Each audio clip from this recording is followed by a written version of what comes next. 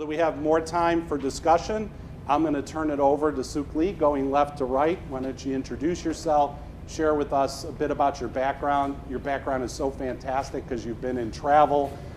You and I have known each other since meeting in Vegas, like 20 years ago? Yep. And we've remained in touch. It's just wonderful to see you. And why don't you share with us, and we'll turn it over to Anna and Lindsay real quick. Sure. Thanks, David. Hi, everyone. Thank you for your time joining us. My name is Sooklee, and like David said, I've been in the loyalty and CRM space for over 20 years, not to date myself. I actually started off as an engineer, industrial engineer, to be precise. And so I've been, very much analytical person, and I think getting into loyalty and CRM just makes sense because we're dealing with wealth of customers' data, and I just love to use my analytical mindset to really think about what is the right thing to do as a business. Also, from the customer's perspective, what is the right experience that they want to see, and using all the data we know about them. And so I switched over to CRM and loyalty 20 years ago, and I haven't been back to engineering since. And I just love this industry, love this field. And I think I'm blessed to have the opportunity to work for companies of different industries and different sizes, different maturity stages. Currently, I'm with Function of Beauty. Function of Beauty is a specialty retailer in custom hair, skin, and body care. You're probably wondering what is custom hair care product. So Function of Beauty was born with the belief that hair care and skin care and body care products shouldn't be one size fits all. And in fact, it should be tailor-made based on each individual's skin and hair type and structure, their goals and preferences. And hence, we design every single one of our product with unique formula crafted by our proprietary algorithms that is tailor-made based on each individual's unique hair types, structure, their goals and preferences, down to the colors and the fragrance of the products that they want to go into the bottle. So with that in mind, the company was born with personalization at heart, which is the core of it. And my team and I, we own the retention, CRM, and loyalty efforts across channels. And so it is very critical for us to really think through what is personalized experience for our customers, being that we have all the data about them, not only from the transactional perspective, but their profile, right, with their hair types, goals, also all the cross-channel engagement that they have been interacting with the brand. And so I just love the opportunities that we have. Not to say that we are there yet. Personalization at scale is difficult to reach, as someone pointed out. But that's just a lot of opportunities that we are continuously trying to improve and test and learn, and something that really excites me. Yeah. Can you make me look prettier? For sure. Cool. Check out Function of Beauty. Now that I mentioned the brand name, you probably see us everywhere, every Target that you enter. That's where you can find And you've been in the hotel business, right? Yes, and hotels. also the casino business? Yeah. Actually, I started off in engineering and then manufacturing for Goodyear tires. Wasn't very interested in building tires, and then I moved on to gaming, worked for Caesars Entertainment as an analyst, dealing with tons of data about their members that had over, I think, 50 million members at the time when I was working with them. And they were, one of the, I would say, the front runner of CRM efforts. And in fact, back then, in hindsight, we had a data science team, but it wasn't called data scientists. But those were the team that really, always looking into different mathematical modeling and identifying who are the high value prospects, who are the table gamers versus slot players, and what are the best ways that we could bring our communications and lifestyle marketing communication to life based on their gaming behavior and their demographic and psychographic. And that's how I really got into CRM and love but the level of personal attention and what I call clienteling, whether it's the agent at the desk or the representative at the desk when you're checking into your favorite hotel and knowing about you. I mean, everybody always talks about the Four Seasons experience, right? For sure. And then just knowing you right off the bat because they've talked about you to start their day with everyone, top to bottom, from the general manager onto the service personnel. But what casino does in terms of personal experience is just fabulous. I want to probe on that a little bit. So thank you for joining us. Anna? Hi, welcome everyone. My name's Lorch. I actually started similarly so in engineering, doing human-computer interaction with Intel, but very quickly figured out that I really wanted to bring together how do you find the right customer experience and combine that with the right business and revenue experience. And navigated my way through, went from pure.com to bricks and mortar and ended up at Marriott after business school. And so I was with Marriott for about 15 years, the bulk of that time in loyalty, leading loyalty strategy and structure, and then moved over from the loyalty team and led customer experience for the full service brands. So I was there through the Bonvoy merger and launched Ritz-Carlton Rewards and then disbanded Ritz-Carlton Rewards. That's usually the sign that it's time to move within the organization. And then moved over to ARP to lead loyalty for them and built out a content-based engagement program with them. And then took a little sideways hit into financial services during the pandemic and really helped take a nonprofit, reposition them as a digital organization to help consumers find their way to credit help in the midst of all the financial distress during the pandemic. And then landed now at the Washington Post, where I'm leading subscription strategy. So looking at how do we really build out what a subscription structure looks like, what are best practices from the loyalty world that can take over to both variations in the types of subscriptions that you offer, how you communicate with those consumers, and how do you really build that entryway on for those people who aren't quite ready yet to hand over that first dollar. I'm going to probe a little bit about what's the MarTech stack in newspapers, in journalism. That'll be an interesting. My daughter. Very varied. Varied? Okay. Yes. All right. My daughter graduated from Mizzou in journalism and was a news editor. So she had a great time in that space. It's a wonderful business to be in. Still, as far as I'm concerned. We need newspapers. Absolutely. And Lindsay? Hi everybody, my name is Lindsay Eichten. I was never an engineer, sorry ladies. I have nothing to contribute to the engineering conversation today. But like these guys up here, I share a passion for CRM and loyalty. Today I'm with TGI Fridays. I have been there about 2 years, and the restaurant space has a lot in common with my background in retail, but it has a lot of things that are different too. And so the topic today is exciting for me to talk about my background in retail, how it intersects with restaurant, everything from beauty and subscription-based and how it intersects with loyalty for travel. There's a lot we can learn from each other, and so things like this are just really important to upskill the entire industry. So it's exciting to be here. So before I came to Fridays, I did what I call my agency experiment. I worked for Epsilon and did some support for B2B loyalty for FedEx for a few years. And before that, I was with Sally Beauty, and yes, completely agree with personalization in beauty. Learned things about hair texture and styling tools and really interesting things about glove count and things like that.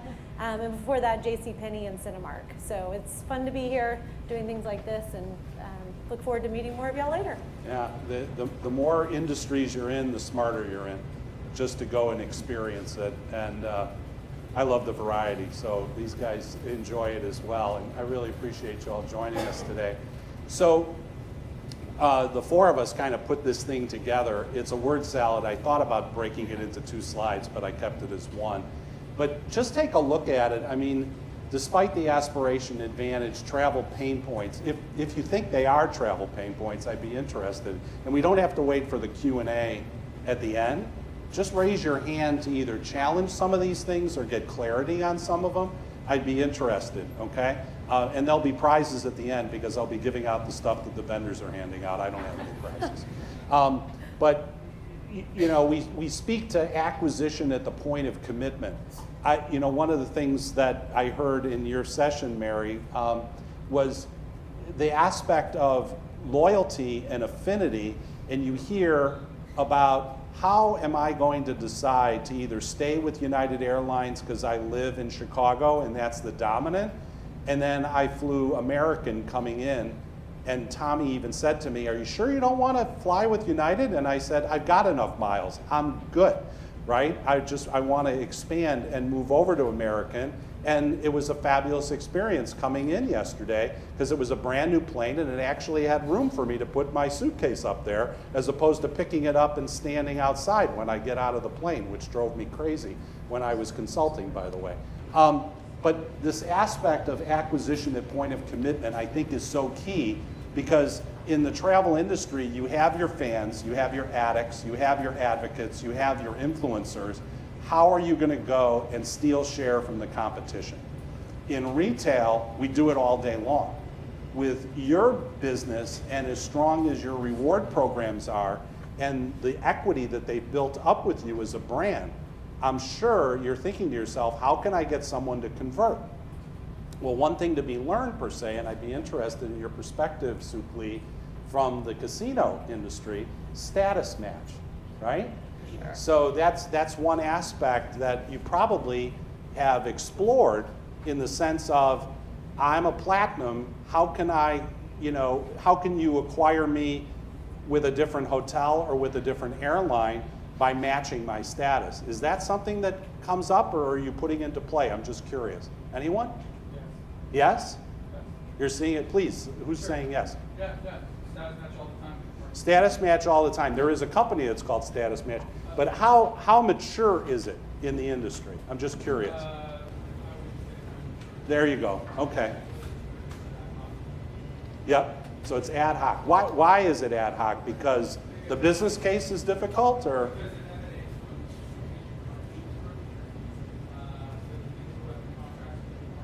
Yep. Yes.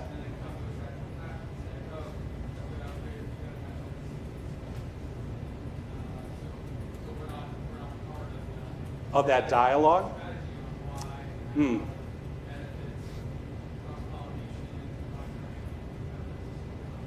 Yeah. So, you think about the innovation and breaking down those barriers, right? And who's going to carry the day? Does it need to be the CEO to say, damn it, I want to steal share from the competition. Let's employ this and everybody work together, right? Yeah, you're shaking your head and I saw your eyes open up, right? Yeah. So that's something, I think it's a big idea. I don't know. I think it's a big idea. I shouldn't say I don't know. I know it's a big idea. Sooklee, a thought? No, totally right. Like, not even in the gaming industry. When I was at Moliere Hotel International, it's an international hotel chain based in Spain. We did the same approach that we would do status match so that we lower the entry barrier for VIPs to join the programs, and we learned that in fact it's a good way to acquire new customers that are of high future lifetime value at a relatively low cost per acquisition with that approach. Yeah. We see that in the cruise line industry especially. They absolutely love a particular cruise line. The cruise line, it's almost like, I always sail that same ship. I don't want to change. It's tried and true. I don't want to take a risk of spending $20,000 for a Alaskan cruise. I'm going to stay with Holland America or Norwegian, what have you. I'm going to be in the haven. They're going to take care of me. And then our client, Mediterranean Shipping Company, again, I said out of Geneva, Switzerland, as well as Florida-based office, they do status match. All you got to do is just show us your card, show us an email. We believe you, right? Could get mocked up. And then we'll match your status. And we'll take care of you just as well as someone that you've been sailing with for 20 years. Because maybe it's just time for a change, right? But then that risk that's associated with the change, you have to get over that risk. So some people are triers and some people aren't. My son gives me a hard time for always going to the same restaurant. Capacity drives price and value relationship. You all in the travel industry have to deal with that capacity all the time. And I think the consumer knows between the booking companies and the competition on price points on an ongoing basis, it's definitely a challenge. Do you have a capacity issue at TGI's? I wouldn't call it a capacity issue, but I think that there is probably a lot more that we could do to refine the different tiers of capacity that matter, because each bucket of customers is worth more depending on the channel that they're coming into us. And this is probably similar to like travel aggregators. For the restaurant industry, it's your delivery service provider, so like your DoorDash. Ah. And so, you know, we've seen a decline in delivery, and everybody's like, oh no, delivery is declining. But only 50% of that delivery business was anybody that we could even have a relationship with. Because the aggregator for food delivery owns that client relationship. So when we talk about capacity, for us it's going after the sort of top tier in-restaurant dining experience guest and trying to build there versus just, you know, a total, you know, sales bucket to go after. Right, but the old tried and true story in food and beverages, get them to come in for lunch as opposed to always coming in for dinner, right? A lunch or at a brand like Fridays, we're very celebratory. And so perhaps it's happy hour, and happy hour is something that has really changed in the workplace dynamic now that a lot of us are commuting or flex working different hours. The sort of happy hour occasion has changed a lot. And so for us, we can't just show up and say, hey, we still have happy hour, because it's not a part of a lot of consumers' daily habit anymore. So we're finding ways to weave celebratory moments into something like, it's shrimp pasta day. Don't you remember how much you love Cajun shrimp and chicken pasta? And so you're finding little silly things that suddenly spur a visit, not necessarily because, you know, I really did need to participate in shrimp pasta day, but because it's an excuse to come. It's a celebratory something to just give myself an excuse to get out. Right. And so looking at those moments and trying to find what actually resonates with guests now in this kind of new weird world where we're mostly back in the office, but I still haven't been to a happy hour. Right, right. It's Crab Fest at Red Lobster, by the way, right now. Thank you. So, Good tip. So go there. Oh my God! And snow crab, my son's favorite meal, and it's like $49.95 for snow crab. He's not getting any snow crab anytime soon. Paid for his wedding. It's over. So from business unit, he's going to kill me if it gets recorded. That is a sensitive clicker, isn't it? So BU revenue drivers collide with communication clarity. It also sounds like the comment about status matches, even individual BUs, like they own the partnership, they own the strategy, and it's like, how do you overcome these silos of decisions so that it all operates optimally? Like even the survey that you did, Mary, right? You're looking at those top 5, it's always the same thing, and a lot of it is just alignment. Or as Bill said, it's the advanced planning to ultimately then execute and optimize the data and the business relationship, or everybody map out all of your individual customer journeys and then try to understand what's important to them. Anna, in thinking about your hotel experience and then thinking about communicating on a personalized basis to find out from me that I live in Chicago, but I love Arizona, but if I love the hot of Arizona, I might like the hot of Spain and Portugal, and then personalizing that experience to then get me, whether it's to a vacation club or for travel and a nice vacation booking. Can you share a bit on that? I think it was interesting. You know, one of the nice things about having a lot of brands, but also one of the challenges of it and all the locations, is making sure that the right message is getting to the right person. Because if you get that wrong message with an offer that doesn't fit at all with what their interests are, it just turns them away. So we were really focused on how do you use the program to be that portfolio for all the brands and the locations, but using what you know about the individual and lookalikes to make sure that you're getting the right brand that matches their psychographic and demographic profile, as well as complementary destinations. So oddly, like there's actually a really big association between Ritz-Carlton guests and Courtyard guests. So you may have because if you think about it, in many secondary locations, Courtyard may actually be your nicest hotel option. And so when a Ritz-Carlton guest is going from a luxury location to go visit grandma in Ohio, no offense to Ohio folks or anything, that may be the best option available, and it's a great experience for them. That is But so how funny do to you hear that. actually personalize that? That is so funny to hear that. The only time I ever stayed at a Courtyard was right off of the Edens Expressway at In Lake Ohio? Cook Road. No, at Lake, because I was visiting mom and dad here, and they got to see the grandchildren here in Chicago. And so we would go to this Courtyard on Lake Cook Road, which was the nicest hotel closest to West Rogers Park in Chicago. Otherwise, I was Four Seasons and I was Ritz-Carlton. That's crazy. Yep. That's exactly right. Ooh, that's scary. You really knew me. and I didn't even know it. Oh yeah, we knew all of you.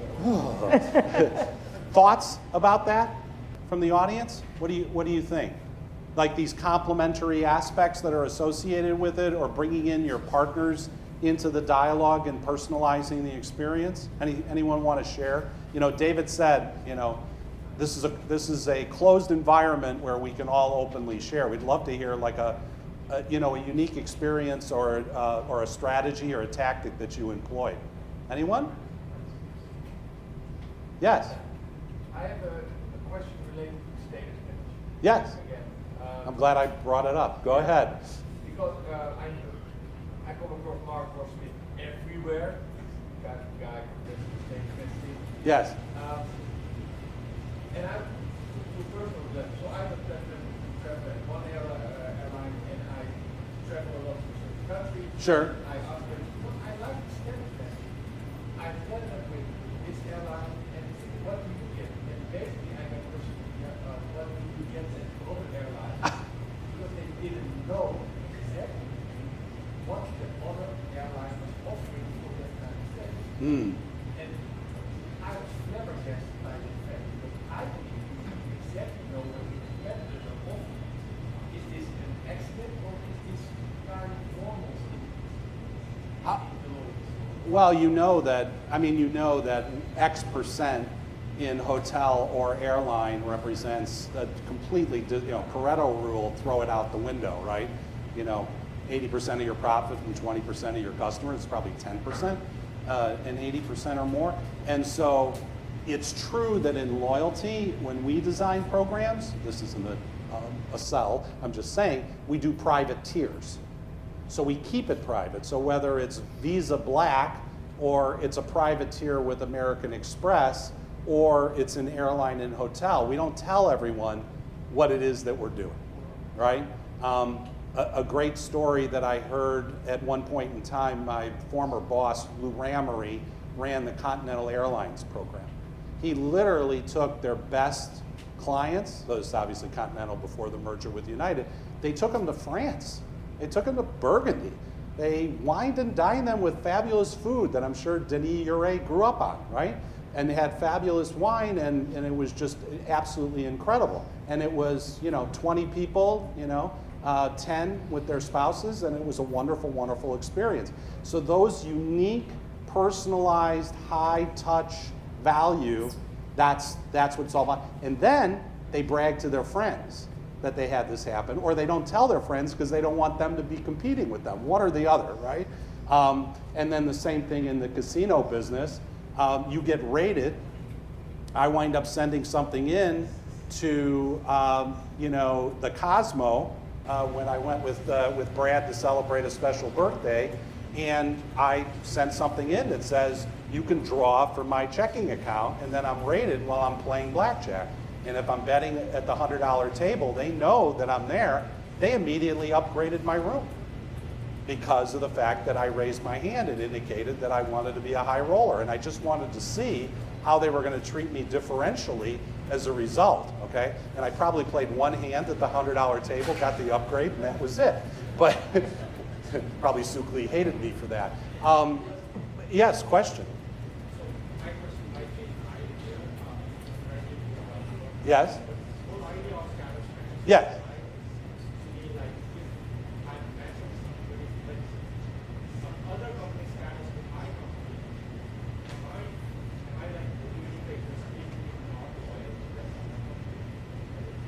You're motivating the customer. You're stealing share from the competition.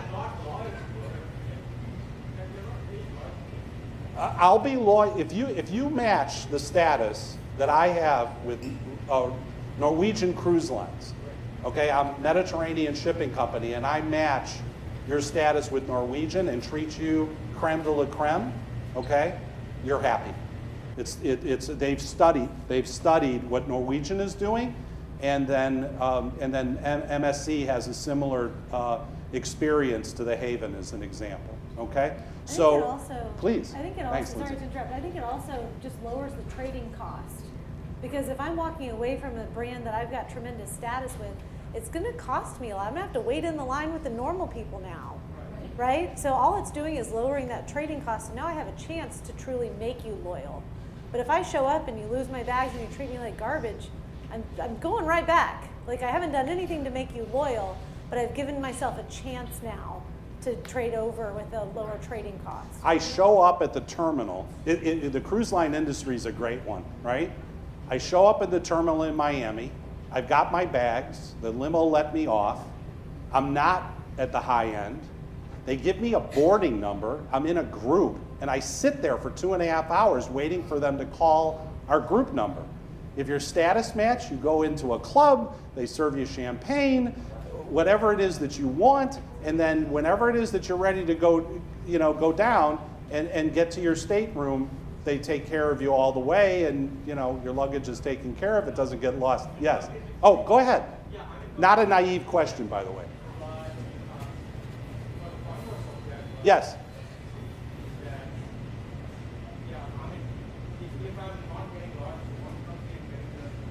To the new.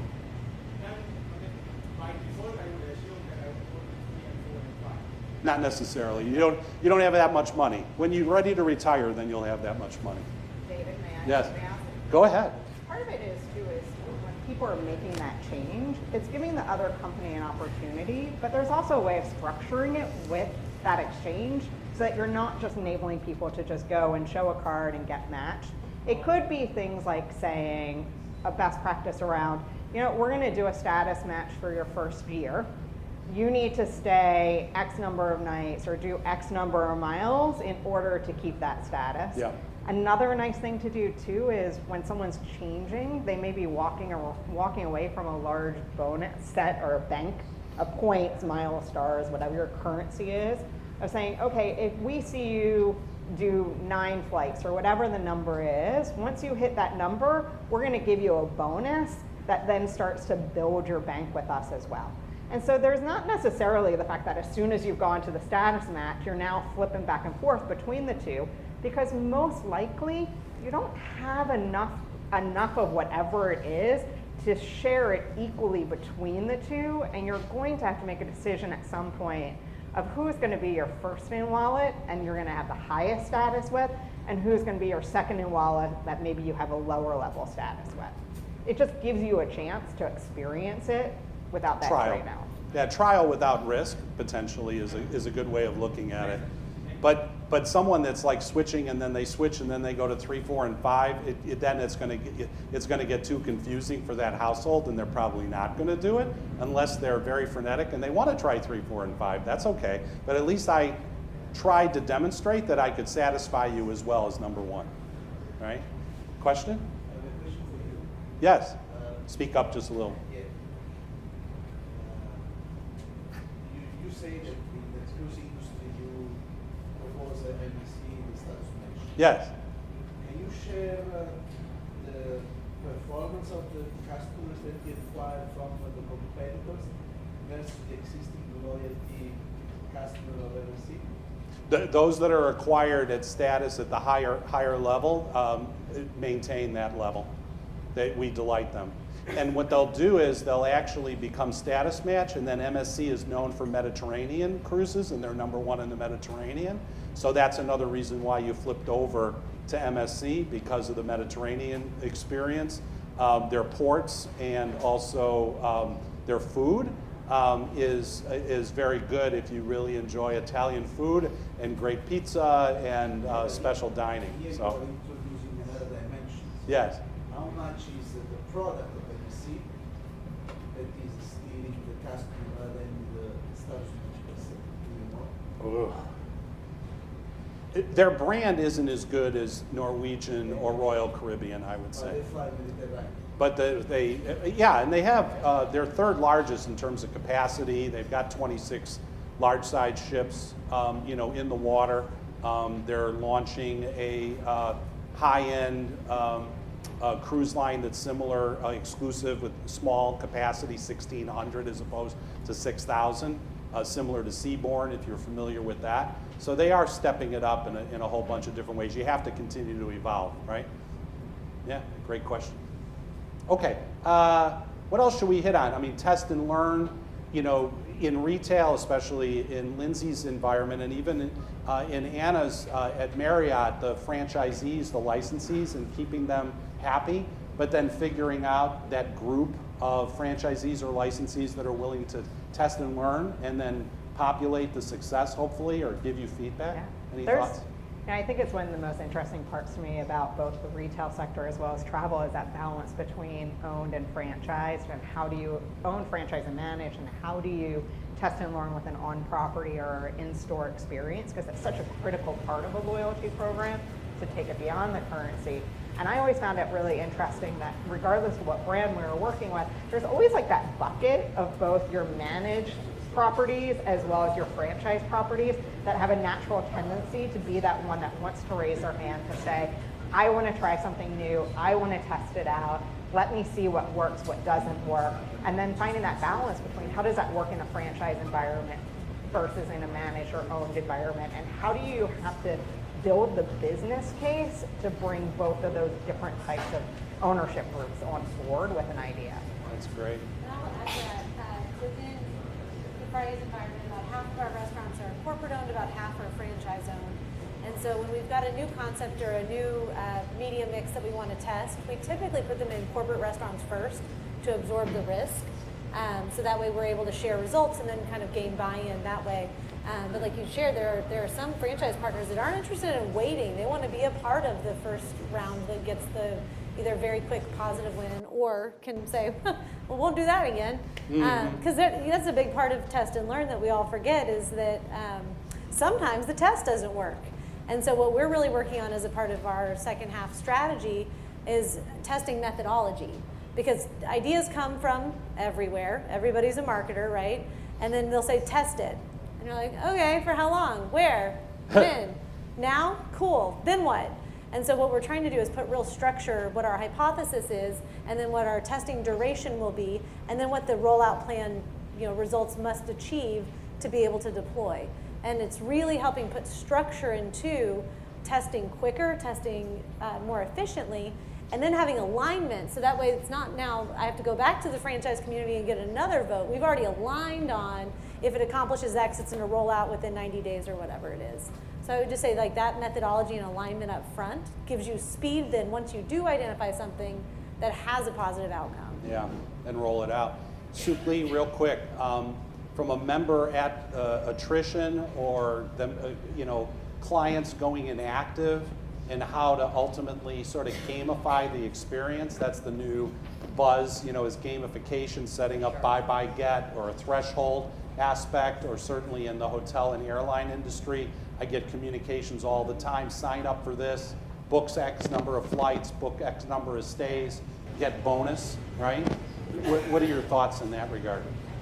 To all industries that I've experienced working on, and really to your point, like the gamification, right? Keeping them engaged, keeping the members engaged, keeping them excited about what's coming, and on the back end, it helps the program to control the cost as well, right? So that you know who are the selected members that you want to offer certain perks or reward at a selected timing, that you can better control the cost.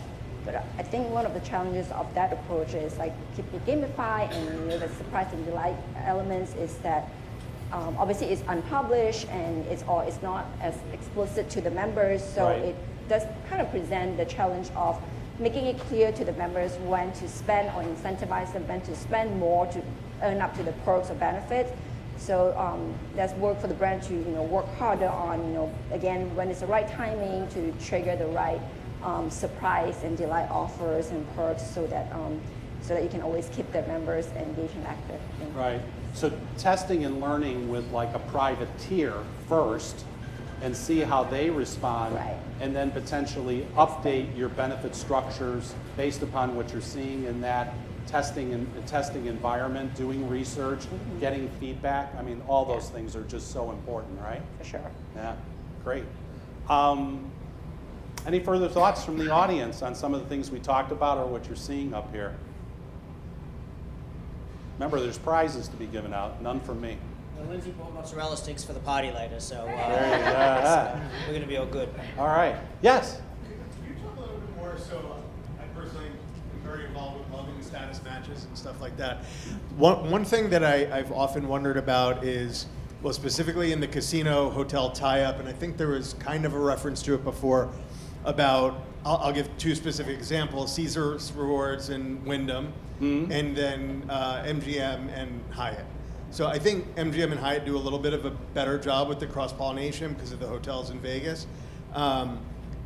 I personally love the Caesars from Wyndham, but I struggle to see how either company is really benefiting from it. And so the fact that he said before, well, one department comes up with this whole idea and then someone else figures out what to, like, I don't feel like in these partnerships, sometimes with MGM and Hyatt, almost never with Caesars. And in fact, Caesars has dropped the ball so many times on what they are promising to do, like when it takes them 3 months to process a match in the new member year, when they've reneged on certain things. So it seems to come with a lot of negatives for them, and a lot of people that will get Wyndham Diamond status just to get the Caesars status and are not loyal to Wyndham either, perhaps just getting it from a $95 credit card. So how do those particular things actually come about? And are these companies, can I just not see where this is profitable for them, or are they not running any metrics on them? Whew. Where do I start? Well, you've got 2 minutes, Dave. So. Yeah, well, David is actually an even better expert at that. I mean, I'll just say this, partnerships are hot right now. And the reason why partnerships are hot is because it's helping companies to acquire new customers, period, the end. A thorough planning methodology to find where the complementary aspects are and where those partners are filling voids. So if I'm really strong 45 plus, I need a partner to go down age, right? If I'm really strong with families, but I'm weak with upper income empty households, okay, I need the complementary partner for that. I think that when you enter into these strategic or even tactical partners, I'll give you the definition in a second, there has to be a commitment to reporting, which I'm sure there is because there's a revenue component that's associated. We know about the multiple billions that the hotels and the rental car companies are paying to the airlines, right, in terms of the miles and conversion. So I think that there are people within the organization, no doubt, and David, please jump in, that are measuring. They are. But if they're disappointing, that's a huge disappointment, and they need to survey and research the people that theoretically are participating to find out how satisfied they are or how I can evolve, all of that. I get pitches from United, from the cruise line partner, once a month. I am not burning my miles for a cruise with United, okay? You know why? Because I get to cruise for free with MSC, but they don't know that, okay? But the bottom line is, why do you keep communicating? So, there are clear paths of, multiple parts of the organization that want to own the customer, and you're overwhelming. That's a whole different story relative to communication effectiveness that we kind of talked about in the previous. So that was a long answer. I'll just give you one thing, though. I want everybody to think about this. There are strategic partnerships and there's tactical partnerships. Tactical is new news and it's seasonal. Tactical is seasonal. Strategic is foundational and long-term. So if you pick a partner and you say that they're a strategic partner, don't throw that word out. It has to be, for the next 5 years, you are core to my relationship with your customers and with mine. Tactical is okay. You can weave in different companies into that to make it fresh and have the new news. And I think that's super important. David, other thoughts based upon Yeah, look, I'll just sort of finish up because sort of a time. But it's a great question to finish up on because I like the gambling angle. And hey, look, Dave, your example, of you sit down at the $100 table and you blah blah blah, you get the upgrade. Now you realize, of course, next time you go, even if you sit down at the $100 blackjack table, you ain't getting nothing. No. Right? Because you ain't getting I nothing. went to a different casino. Yeah. With a different affiliation. But it's actually interesting, and we were hoping to have a session tomorrow, and unfortunately we weren't able to make the stars align. We were hoping to get Resorts World from Las Vegas here, together with Brad from Hilton, who is going to be here tomorrow, to talk about the tie-up at the Resorts World property. Hands up, who's familiar with the Resorts World property in Vegas, or who's heard of it? So what it is, they're celebrating their 2-year anniversary this week, which is why they don't have anybody to send here, unfortunately. But it's a new property on the Strip. It's the first integrated resort on the property in 10 years since Cosmo, I think. But it's 3 hotels in one, and they're Hiltons. There's a Hilton branded, it's Hilton brand, Conrad brand, and Crockford's brand. All 3 different chain levels within the Hilton family, all in one property. Now, so it's different from the Caesars Wyndham tie-up, which is really just a partnership. It's different from the MGM Hyatt, which is really an elite tier matching. It's maybe a little bit more close than the Caesars Wyndham partnership. But when you stay at the Hilton, you still earn the Hilton points. You don't earn the casino program, which is the Genting Rewards. You don't earn that. If you're a Genting Rewards member of the casino, you have to join Hilton to earn points for your hotel stay. You don't earn casino points for the hotel stay. But obviously, when you check in, they'll ask if you're a member. They'll link your business costs. But what was going to be we were hoping to get a panel of them here to talk about their viewpoint on the dual acquisition channel.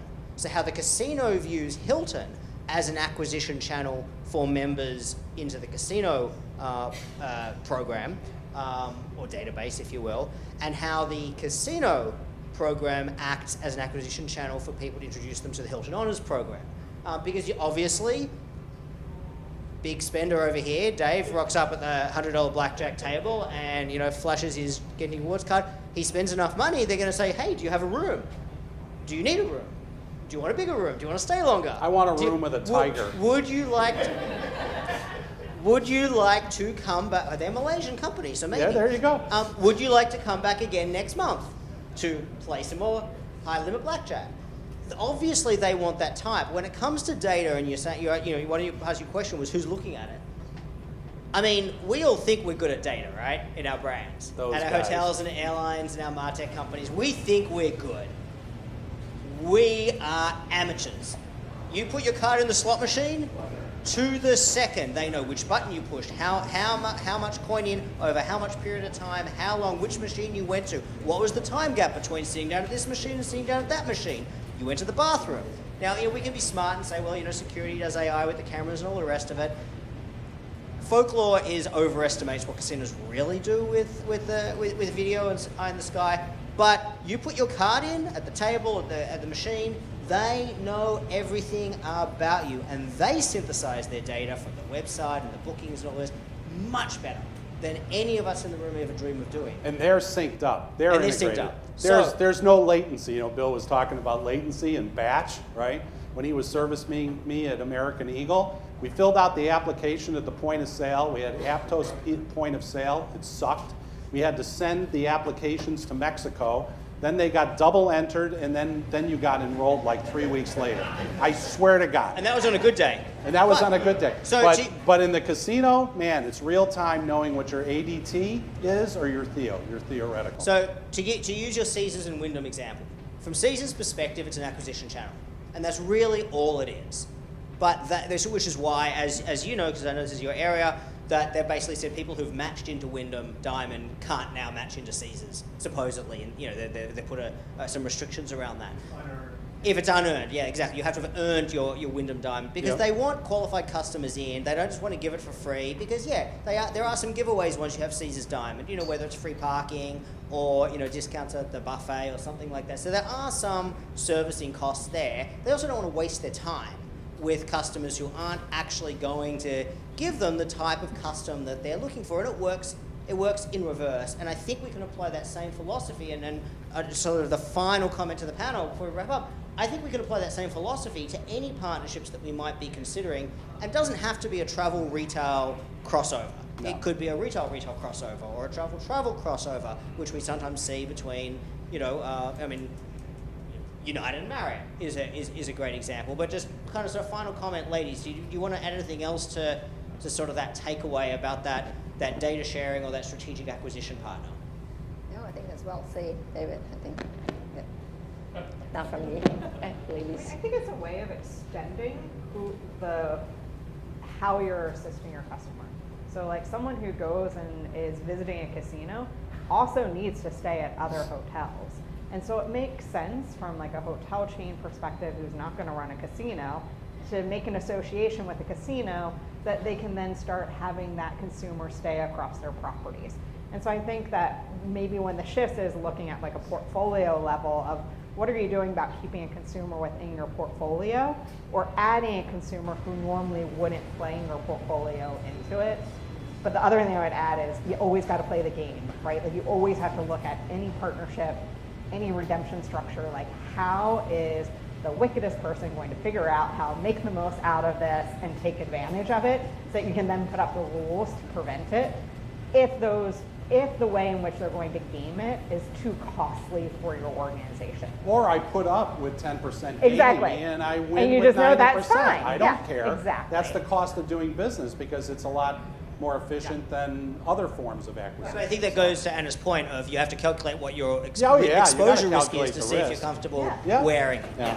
And darn it, don't pour cold water on the idea just because there's risk. Yes. You've got to continue to push and innovate. That's the key. Don't take away the gamification element of the promotion or the association or the partnership just to remove all risk because then it's not exciting anymore. Yeah. Lindsay, final word. Yeah, so we talk a lot about the silos within the organization, and I find myself in a unique position today because I'm responsible for paid, earned, and owned channels. And so something like acquisition into the brand is also a part of my purview. And if we apply sort of our customer retention philosophies to acquisition, something like a partnership actually has some fun space within social media. And so maybe the threshold for testing out partnerships doesn't need to be a transactional point exchange, but just a dynamic with a similar targeted brand to create the relationships and drive awareness that feeds the overall funnel. And so I would just say for someone in my very specific, obviously very unique role for the size of company that Fridays is, we can use things like partnerships without it being a complicated transactional strategic partnership, but it still can serve the purpose of brand acquisition. With something as simple as Sunny D, for some reason, on every Twitter post we put says, jalapeno poppers, jalapeno poppers. I'm like, I don't know what this means. Why are you telling me this?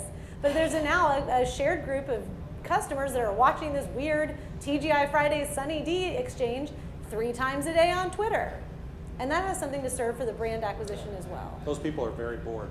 Like I don't understand. Yeah. I don't understand them. The next partnership is with Tums. Yeah. That's right. Nothing That sounds like a good acid partnership. on acid. Absolutely. The, Pepto-Bismol. can I thank our panel? This was fantastic. So some fantastic Thanks, everybody. different viewpoints that we don't normally have. Thank you, ladies, for joining us.